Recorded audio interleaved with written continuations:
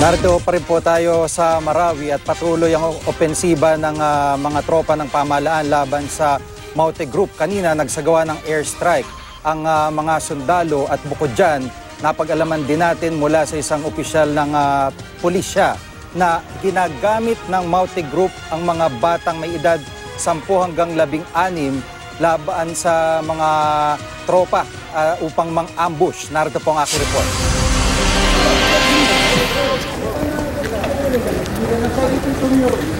Pinasok ng mga pulis ang bahaging ito ng poblasyon sa Marawi City. Sa lugar na ito, kabila ng mga gusali at siyang pangunahing pwesto ng Maute Group para mang-ambush.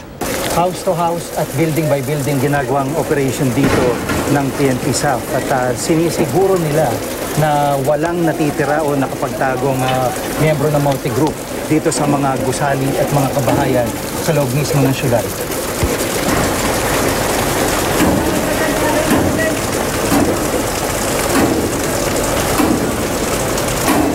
Ayon sa isa sa mga pulis sa bahagi ng raiding team na tumangging humarap sa kamera, mga batang miyembro ng Maute ang pumupwesto para mang-ambush. Kabataan lang ang pumwesto dyan. Mga 10 years old hanggang 16. 10 to 16 years old? 16. Kita mo, di ka makapaniwala na 10 years old may dala-dalang BBM-16. Maingat ang mga pulis lalo't posibleng nagtanim ng IED o pampasabog ang Maute. Naiwan pa ng mga terorista ang isa sa mga motor na ginamit nila sa pagpasok sa syudad. Sa iba pang bahagi ng lungsod, maya't mayari ng airstrike ng militar.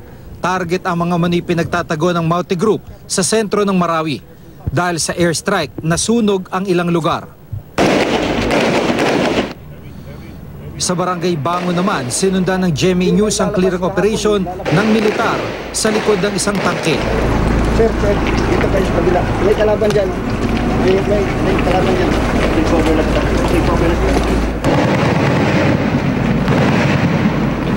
Umalingaw-ngaw ang putok ng mga baril.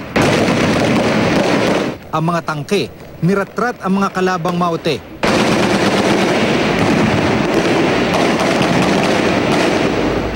Nang may mamata ang mga sniper ng Maute Group.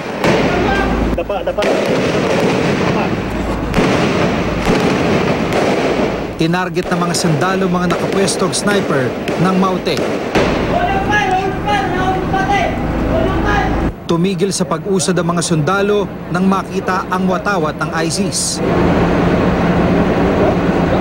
Dahil sa walang humpay na barilan, 10 pamilya naglakad ng tinatayang 40 kilometro mula Marawi papuntang Iligan City. Ang ilan sa kanila, mga bata at sanggol. Walang oras na hindi umulan ng bala yung mga ISIS at saka mga sundalo. Kasi nasa gitna kami. 4 na sugatang sundalo naman ang isinugod sa Adventist Medical Center.